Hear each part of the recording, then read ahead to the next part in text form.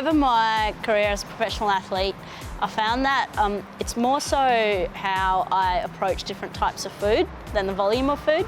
So understanding that if I get really high quality carbohydrates, it's going to set me up better for the next day compared to maybe eating some low quality carbohydrates. My mum's been a dietitian all her life, so when I came into the system, I was lucky enough to have an idea of how to go about eating.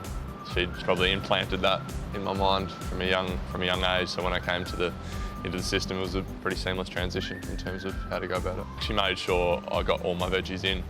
Even now when I go out for a meal externally, the first thing she asks when I get back is, what veggies did you have? I've been working as sports nutrition for quite some time. When I first started studying and working in this area, carbohydrate was a really big thing, and just athletes all needed lots of carbohydrates. As the career of sports nutrition has progressed, we've learnt a lot more about protein and about a range of other things around certain types of carbohydrates, like Barbie touched on, with good quality, low glycemic index, more grainy types of carbohydrates, which are much better for you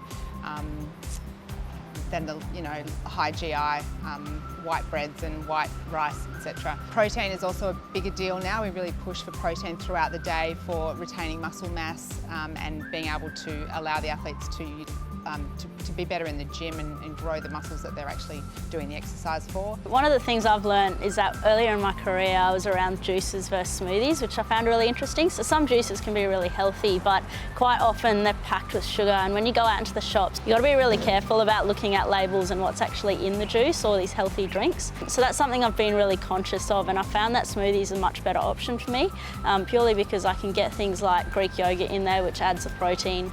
I know exactly there's fibre also, because the fruit's normally blended up rather than completely stripped with the juice.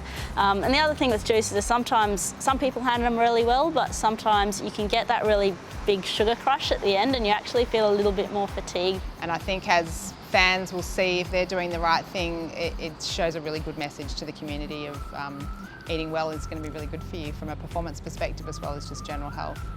We hope you've enjoyed the insights as members of the WACA. I hope you picked up some healthy tips to help be a better version of you. From the team at the WACA, good luck for the season.